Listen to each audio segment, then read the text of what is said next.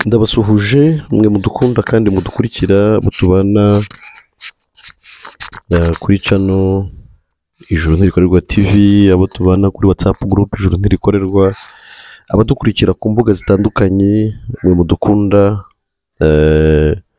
ndabasuhuje mu izina ry'umwami wacu Yesu Kristo, we waducunguje amaraso ye kugira ngo tubabarirwe ibyaha, tugirwe intungane, tube mu isi turabera, turabaziranenge, abantu Imana itabaraho icyaha. Ndabifuriza rero kugubwa neza muri uwo mwami, muri iryo zina nyine, nta rindi zina ngo mu isi no mu ijuru twahawe gukirizwamo uretse izina ryiwe. Mu by'ukuri umuntu akomeza kubona ko abantu bakomeza gushishikazwa mu by'ukuri n'ibyo bakora, aho gushishikazwa no kwizera, aho gushishikazwa no gusobanukirwa ndetse no kwizera icyo Yesu yakoze.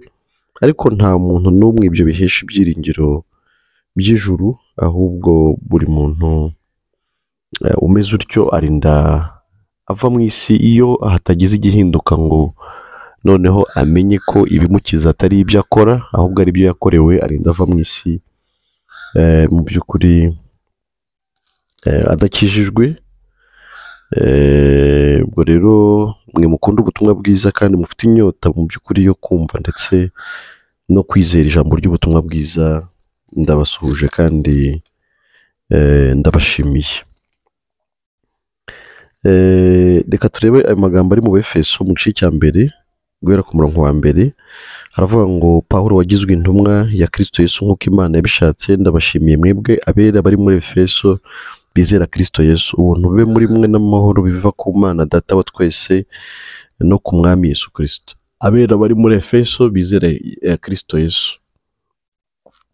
Byumvikana ko mu isi hariho abera, mu isi hariho abera bagiye batuye ahantu hagiye hatandukanye, harimo nyine no muri Efeso, n'i Kigali, na Gatsibo, na Rusizi, na Bujumbura, na Kampala, Nairobi, Mombasa n'ahandi. Abera barahari, abera bari ku isi kandi bahari barizeye Yesu Kristo kugira ngo batsindishirizwe no kumwizera, noneho bibaheshe nyine kuba abera kandi ari nabo baragwa b'ijuru.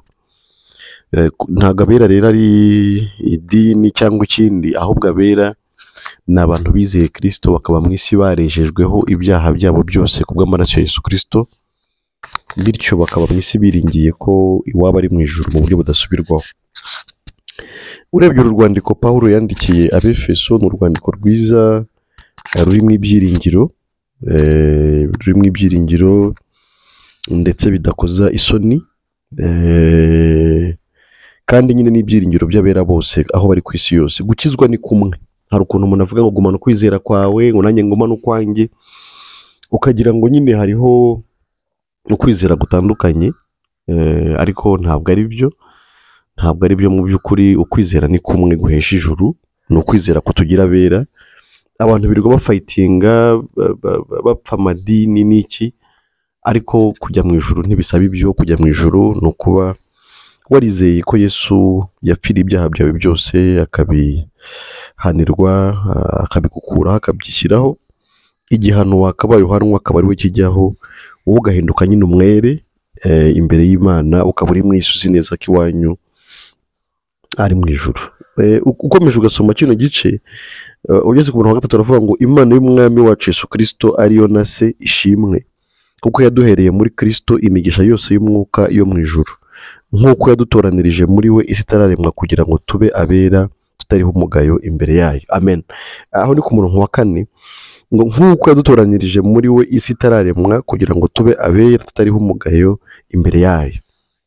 Tekereza, isi itararemwa Imana yadutoranirije muri Kristo kugira ngo duhinduke abera tutariho umugayo imbere yayo. Urumva ko umugambi wo ko Imana igomba kugira abantu bera mu isi ni umugambi wa mbere y'iremwa ry'isi, ni umugambi wa kera, ni umugambi Imana yari ifite kuva kera, yuko izagira abantu mu isi biciye kuri Kristo. Noneho ikigaragara ni uko koko Imana imenya byose, Imana izi byose.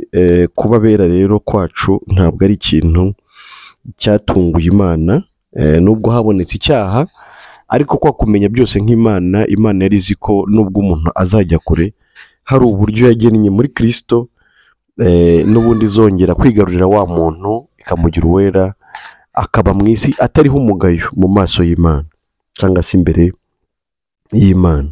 Ni umugambi w'Imana rero wa kera, ariko Imana ishimwe ko wasohoye, kandi tukaba turi mu isi hari abamaze gusohora muri uwo mugambi, kuko yagambiriye kera kubw'urukundo rwayo ko duhinduka abana bayo tubiheshejwe na Yesu Kristo kubw'ineza y'ubushake bwayo.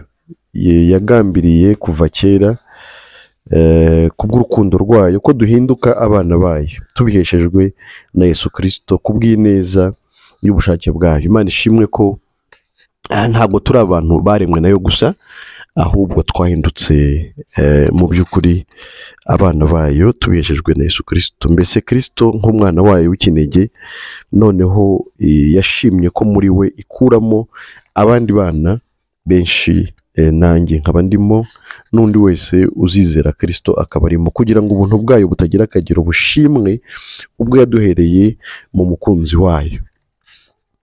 Birumvikana ko ubuntu bw'Imana nibwo butuma dushima Imana. Ubwo buntu Imana yatugiriye muri Kristo Yesu ikaduhindura abana bayo, ikaduhindura abera, abaziranenge, abatagawa.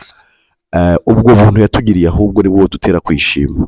Hari abantu bavuga ngo ijuru niba ari ubuntu, abantu bakwikorera ibyo bashaka, ariko ni ugutekereza hafi, ni ukureba hafi, ahubwo ubuntu bwayo bushimwe ubwo yaduhereye mu mukunzi wayo. Bivuze ko ubuntu Imana yatugiriye muri Kristo Yesu nibwo budutera kwishimira, nibwo dutera kubaho mu isi tuyishimira, tuvuga izina ryayo, tuyamamaza ku batayizi.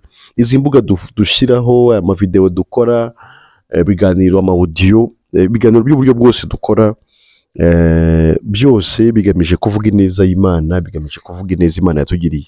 Reka mvuge ko nta n'uburyo washimira Imana ahubwo nyine utari uwera, utari umuziranenge. Ese wawishimira iki? Wawishimira iki? Noneho ahubwo abaherewe ubuntu muri Kristo, abamaze kwizera ko iwabo ari mu ijuru biciye kuri Kristo Yesu, nibo mu by'ukuri babaho ubuzima bushimira Imana, nyine babikesha Yesu Kristo. Niwe waduhesheje gucungurwa kubw'amaraso ye, ariko kubabarirwa ibicumuro byacu nk'uko ubutunzi bw'ubuntu bwayo buri. Amen. Gucungurwa kubw'amaraso ye, ariko kubabarirwa ibicumuro byacu nk'uko ubutunzi bw'ubuntu bwayo buri. Yaduhesheje gucungurwa kubw'amaraso ye, ariko kubabarirwa ibicumuro byacu. Mbese twaracunguwe kubw'amaraso ye, bityo bituma tubabarirwa ibyaha byacu. Byumvikane neza ko kuba twaracunguwe ni uko twababariwe ibyaha byacu kubw'amaraso ya Yesu Kristo. Mbese ni uko hari uwagiye mu cyimbo cyacu, nk'uko kera itungo ry'igitambo ryapfaga ricunguye uwagombaga gupfa, ari we wabaga yakoze icyaha, ariko itungo rigapfa mu cyimbo cy'uwo. Natwe twaracunguwe tubona inshungu, tubona ujya mu cyimbo cyacu kugira ngo apfe urupfu rubi twagombaga gupfa, noneho dusigare turabere.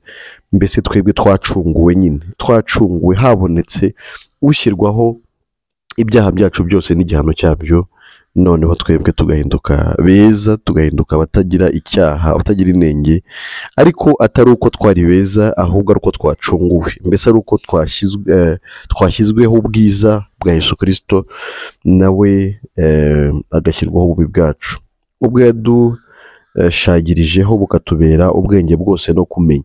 Uku gucungurwa, uku guhererwa ubuntu muri Kristo, nibyo byaduhesheje ubwenge bwose no kumenya. Abantu benshi bashaka kumenya Bibiliya mu buryo bw'ubwenge busanzwe, kuyiga, kuyifata mu mutwe, kuyisobanura nk'abantu, ariko ubwenge bwose no kumenya buri mu buntu bw'Imana. Ubuntu ni bw'Imana ngo yadushagirijeho bukatubera ubwenge bwose no kumenya. Mbese udashyikiriye iby'ubu buntu, ntacyo ubuzi ku Mana, ntacyo ubuzi mu ijambo ry'Imana, nubwo waba umuhanga wabyize, ariko burya ijambo ry'Imana rigaragaza ko nta kintu mu by'ukuri uba uzi, itumenyesheje ubwiru bw'ibyo ishaka ku bw'ineza y'ubushake bwayo, ari byo yagambiriye ari byo yagambiriye kera. Yatumenyesheje rero ubwiru bw'ibyo ishaka ku bw'ineza y'ubushake bwayo, ari byo yagambiriye kera, kugira ngo ibihe nibisohora ibone uko iteraniriza ibintu byose muri Kristo, ari ibiri mu ijuru cyangwa ibiri mu isi. Ku bw'uwo natwe twarazwe umurage tubitoranirijwe kera, nk'uko Imana yabigambiriye, ikora byose nk'uko ishaka mu mutima wayo. Ku bw'uwo natwe twarazwe umurage tubitoranirijwe kera, nk'uko Imana yabigambiriye, ikora byose nk'uko ibishaka mu mutima wayo. Kuragwa umurage w'ubugingo, umurage w'ijuru, ni ikintu twarazwe. Umurage rero byumvikana ko umurage atari uwo umuntu akorera, ahubwo umurage ukorerwa n'uwawukuraze, noneho urupfu rukawuguhesha. Bivuze rero ko urupfu rw'uwo nguwo ukuraze ni rwo ruguhesha kwegukana umurage. Urupfu rwa Yesu Kristo rero rwaduhesheje kwegukana ubugingo buhoraho, cyangwa se ijuru, ariko byumvikana ko atari ibyo twe twakoreye, ahubwo niwe wakoze. Ibyo yakoze rero nibyo ku bw'urupfu rwe nibyo twegukanye, ngo tube abo gushimisha ubwiza bwayo, twebwe abiringiye Kristo uhereye kera, ngo tube abo gushimisha ubwiza bwayo. Byumvikana ko rero kuba dufite ijuru, kuba dufite ubugingo buhoraho turi mu isi, nibyo biduhesha gushimisha izina ryayo. Mbese tubaho tuyishimisha, tubaho tuyivuga ibigwi, tubaho tuyamamaza, tubaho tuyirata, tubaho tuyibwira abatayizi, ndetse n'imibereho yacu yose ikabaho ishimisha ubwiza bwayo, twebwe abiringiye Kristo uhereye kera. Ntabwo washima Imana, ntabwo wayamamaza, ntabwo wayivuga, ahubwo uba wivuga iteka iyo uvuga kuri mwiza, ko hari ibyo wakora kugira ngo Imana ikwemere. Burya uba uri kwivuga, uba uri kwitaka, uba uri kwiyamamaza. Ntabwo ushobora kwamamaza Kristo, cyangwa se ntabwo ushobora gushimisha Imana cyangwa ubwiza bwayo mu gihe uvuga ko uzajyanwa mu ijuru n'ibyo wowe ukora. Niwe namwe mwiringiye mumaze kumva ijambo ry'ukuri, ari ryo butumwa bwiza bw'agakiza kanyu, kandi mumaze kwizera niwe wabashyizeho ikimenyetso, ari cyo Mwuka Wera mwasezeranijwe. Ubutumwa bwiza butugezeho, natwe twarizeye tunashyirwaho ikimenyetso, ari cyo Mwuka Wera twasezeranijwe. Mwuka Wera rero ni isezerano ry'abazizera Yesu Kristo bose, mbese bagahabwa Umwuka Wera, uwo twahaweho ingwate yo kuzaragwa wa murage, kugeza ubwo abo Imana yaronse izabacungura ubwiza bwayo bushimwe.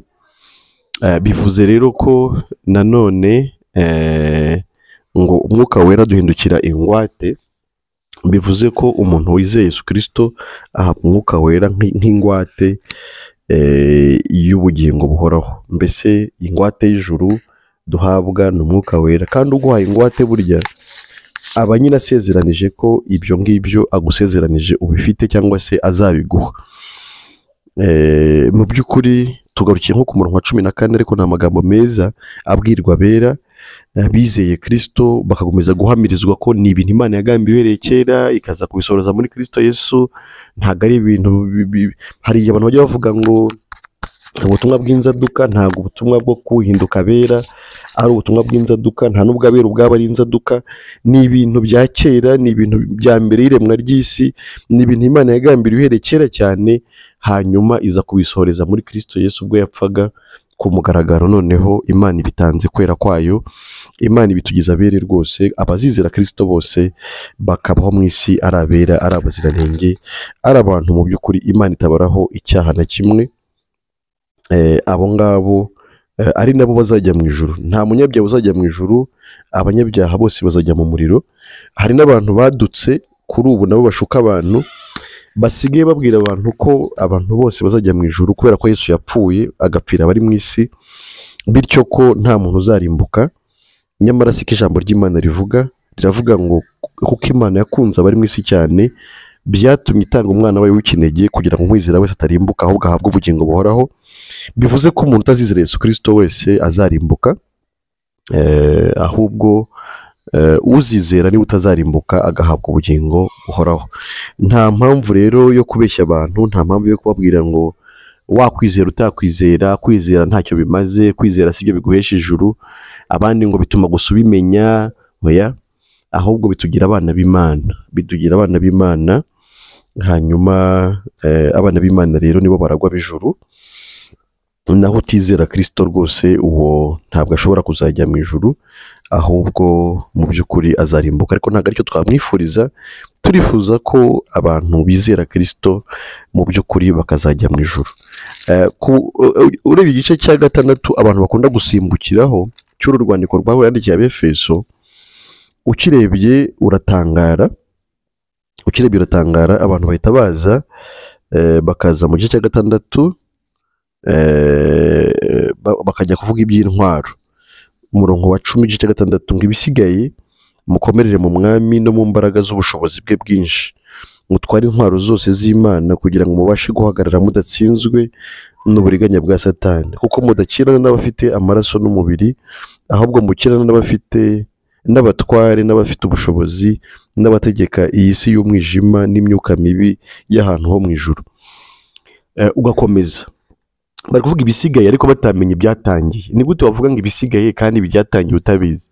Pawulo ari kubwira abantu bera, ari kubwira abakiranutsi, ari kubwira abera abaziranenge, abantu Imana itabaraho icyaha. Ahubwo twabonye mu gice cya mbere ko atangira avuga uburyo umuntu ahinduka uwera, naho gutwara intwaro biri kubwirwa abera nyine.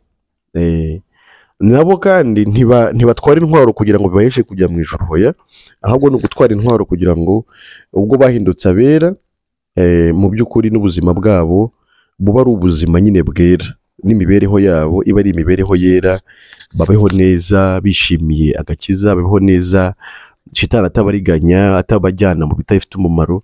Kuko ushobora kuba uri uwera ugasanga hari byinshi ukomeza kubeshywa. Yavuzemo agakiza, yavuzemo kwizera, mbese umuntu akomeza hamwe iby'agakiza ko ari ukubabarirwa ibyaha, kwizera. Urumva n'abantu bapfobya kwizera. Nanone hano ubwo bivuze ko kwizera tukomeza kugushyira imbere, ahubwo nayo ni intwaro. Ukuri ni Kristo, ukuri ni ijambo ry'Imana. Turwanisha ukuri, turwanisha Kristo, turwanisha ijambo ry'Imana, he kugira ibindi bintu by'ibitekerezo by'abantu, kuko bireze abantu bagapfobya ijambo, bakihimbira ibitekerezo byabo bwite bitaba mu ijambo ry'Imana bakabigenderaho, nko kuvuga ngo abantu bose bazajya mu ijuru. Nk'icyo kintu umuntu aba agikuye hehe? Ibintu byose rero, cyangwa se bakavuga bati ijuru ni ukurikorera, bati intwarane, bati ibya nyuma bizahesha ibya mbere agaciro. Ibyo bintu byose ntabwo ari ukuri. Tugomba kugendera ku kuri kw'ijambo ry'Imana, mu by'ukuri dushyize hirya cyane ibintu byose bidahura n'ijambo ry'Imana, dukwesa inkweto arizo butumwa bwiza bw'amahoro butwiteguza. Nyine abakijijwe, abera, abaziranenge bakwiye gukomeza kwamamaza ubutumwa bwiza, kugira ngo mu by'ukuri n'abatari bizera bizere.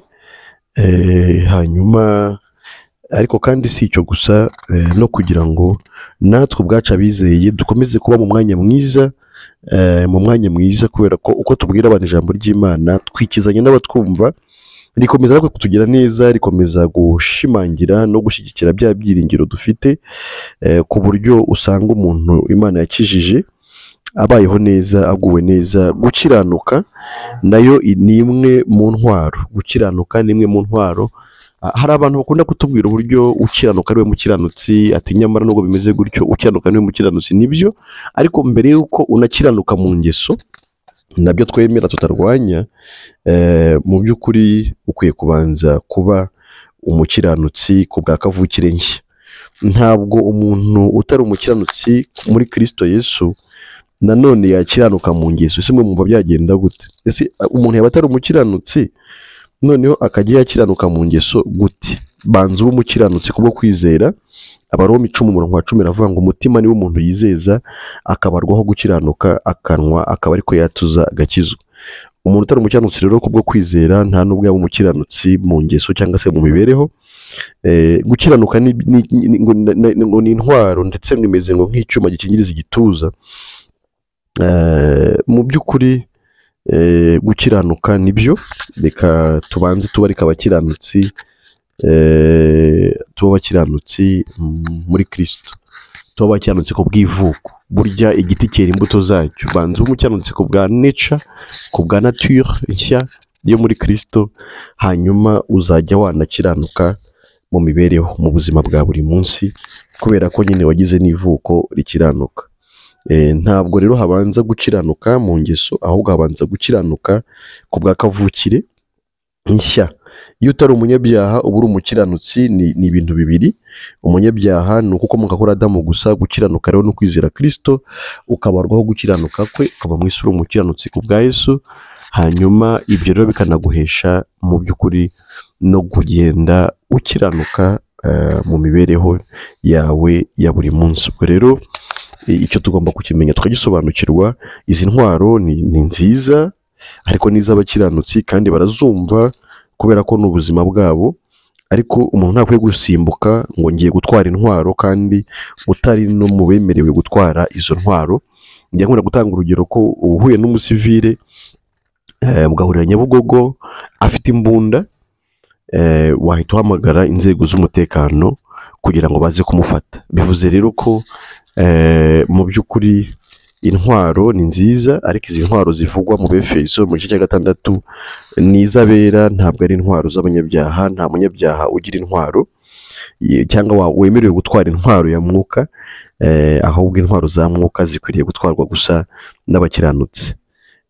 Mu by'ukuri ibyanditswe byose ni byiza kandi tubyemera byose, ahubwo twe tuba tubyumva neza kubera abo turi bo. Hari umuntu rero wumva tudakunda kugaruka cyane ku bintu nk'ibi by'intwaro, ahubwo kubera ko tuba turi kubwira abantu ubutumwa bwiza kugira ngo banze nyine bamenye uko bakwiye kuba bera n'abaziranenge.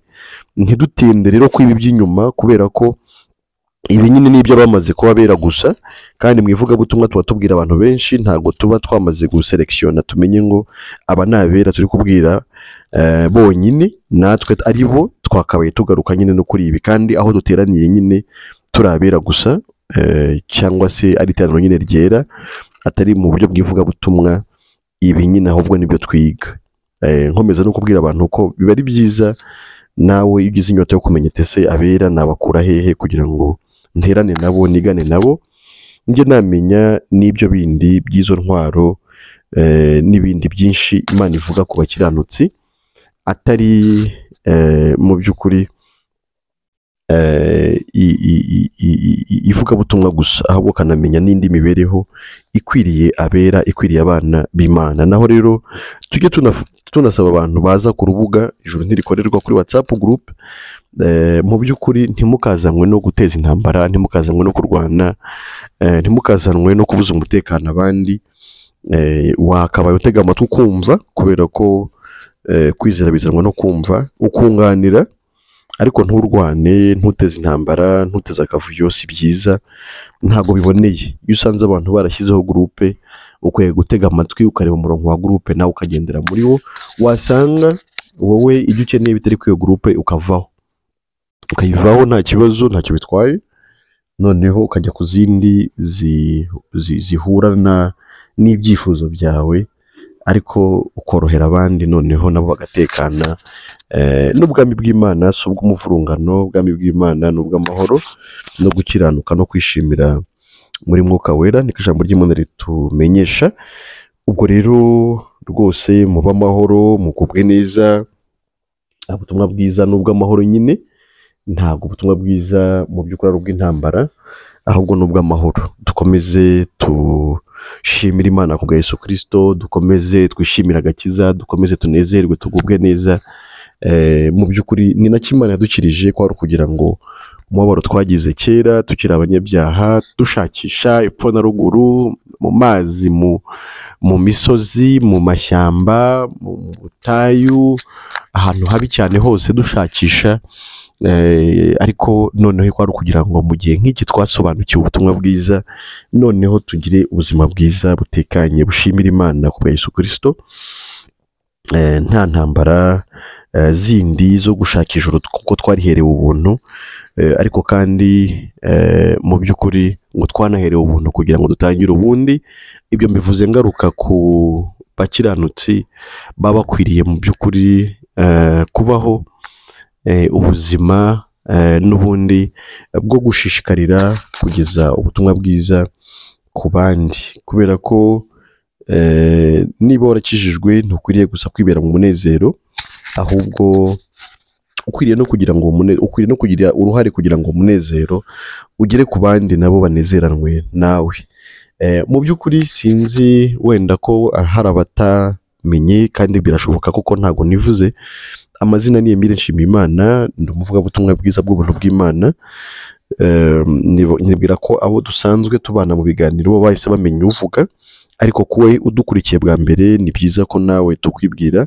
Umuntu ushaka kujya kuri WhatsApp group mu gihe wumvishe iyi audio, aho waba uherereye hose watwandikira kuri 07844257, ariko uri hanze y'igihugu nyine ushyiraho kode y'u Rwanda +250 karindwi 844257 +250 karindwi 844257. Iyo niyo nimero wadushakaho tukagushyira kuri WhatsApp group ijuru ntirikorerwa, ugakomeza gukurikira ibiganiro, hanyuma nawe ukishimana n'abera, ukishimana n'abamaze gukizwa, mu by'ukuri ukasangira natwe ubuzima bwiza Imana dushyire muri Kristo Yesu.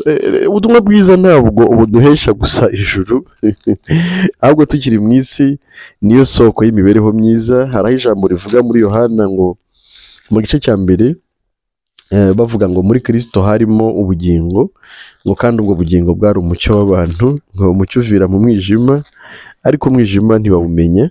Ngira ngo ayo magambo hari murayazi. Navuga ngo mbere na mbere hariho jambo yahoranye n'Imana, kandi jambo yari Imana. Uwo yahoranye n'Imana mbere na mbere. Ibintu byose niwe biremye, ndetse mu byaremwe byose nta na kimwe kitaremwe nawe. Muri we harimo ubugingo, kandi ubwo bugingo bwari umucyo w'abantu. Uwo mucyo uvira mu mwijima, ariko umwijima ntiwawumenye. Hariho umuntu, reka ngarukiraho ne kujya kure. Uwo mucyo waviriye mu mwijima, umwijima ntiwawumenye, ariko ndakuvuga cyane cyane muri we harimo ubugingo, kandi ubwo bugingo bwari umucyo w'abantu. Mbese niba ushaka kugendera mu mucyo, burya ugenda mu mucyo ntasitara, nta n'icyo yikanga, kubera ko aba ari ibintu byose. Uzacunge uzabona ko abashikuza abantu amatelefone babikora nijoro, abatobora amazu babikora nijoro, mbese ibintu bibi byose bikorwa nijoro. Ahantu rero hari umucyo nta bibi bihaba. Niba ushaka rero kugendera mu mucyo, kuba ubuzima butunganye kandi bwuzuye, ubwo bugingo bwo muri Kristo nibwo mucyo w'abari mu isi, nawe ukagendera mu mucyo, nawe ukagubwa neza, ukabaho neza mu by'ukuri, ukumva ubuzima, ukumva icyanga cy'ubuzima utigeze wumva, utigeze umenya uhereye kera. Noneho ukajya wabaho wumva koko uryohewe n'ubuzima, uguwe neza, utekanye, wuzuye, utibaza iby'ejo n'ejo bundi, ahubwo wumva wuzuriye muri Kristo, wumva ufite byose muri we. Mu isi ubundi nta kunyurwa kubaho, nta no kuzura kubaho, ariko muri Kristo birashoboka ko umuntu yabaho anyuzwe, atekanye, aguwe neza, kuko muri we niho hari umwuzuro w'ibintu byose. Usomye mu rwandiko rwa mbere rwa Yohana mu gice cya mbere kubera ku murongo wa mbere kugeza nko kwa 4, haravuga ngo wahozeho uhereye mbere na mbere, uwo twumvise, uwo twiboneye n'amaso yacu, kandi uwo twitegereje intoki zacu zikamukoraho, ari we jambo ry'ubugingo. Kandi ubwo bugingo bwarerekanywe, turabubona, turabuhamya, kandi none turababwira iby'ubwo bugingo buhoraho bwahoranye na Data wa twese, tukabwerekwa. Ibyo twabonye tukabyumva nibyo tubabwira, kugira ngo namwe mufatanye natwe, kuko ubwacu dufatanije na Data wa twese n'umwana wa Yesu Kristo. ibyo nibyo tubandikiye kugira ngo umunezero wanyu ube mwinshi. Mu by'ukuri ubugingo buhoraho niyo soko y'umunezero. Hano Yohana mu Rwandiko aravuga ngo ibyo nibyo tubandikiye kugira ngo umunezero wanyu ube mwinshi. Iyo wizeye Kristo ukakira ubwo bugingo buhoraho, kandi urabona ko niyo message nabo batangaga, abavandimwe batubanjirije, turababwira iby'ubwo bugingo, message itavuga iby'ubugingo ntago ari message y'intumwa, ntago ari message des apôtres cyangwa apostolique, ntago ari message y'ubutumwa bwiza. Ubutumwa bwiza buratubwira cyangwa butubwira iby'ubugingo buhoraho bwerekaniwe muri Kristo Yesu. Nta bindi byo kuvuga ngo Imana ibahaye inzu, Imana ibahaye imodoka, Imana irabazamuye, yabagize gute. Ibyo bintu byose ni ukudisivinga abantu, ni uguhemukira abantu, ni ukubatenguha kandi bagukurikiyeho ubutumwa bwiza, bazi ngo nibwo mu by'ukuri uri bubabwire, ukababwira ibintu nk'ibyo, ni ukubadesova, ni ukubagirira nabi. Ariko turavuga iby'ubugingo buhoraho bwerekanwe muri Kristo Yesu. Ubwo nibwo umuntu yakira ngo umunezero we ukaba mwinshi. Namwe rero abadukurikira mwese, wowe utari wizera ubutumwa bwiza, turifuza ko nawe ufatanya natwe nk'uko natwe dufatikanije n'Imana ndetse na Yesu Kristo, hanyuma ukabaho ubuzima bw'ubumana, ukabaho ubuzima bwa cyami. Niyo mpamvu ijambo ry'Imana rikwita abami ndetse n'abatambyi, hanyuma ukagubwa neza, ugatekana, ukaba mu isi ufite amahoro asendereye. Reka rero nsoze mbashimira nanone kubera ko mwafashe umwanya wo kudukurikira.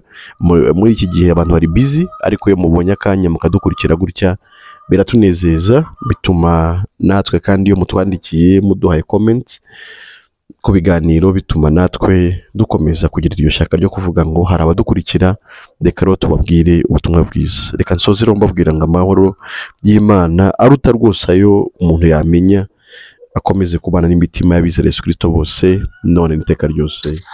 Amen.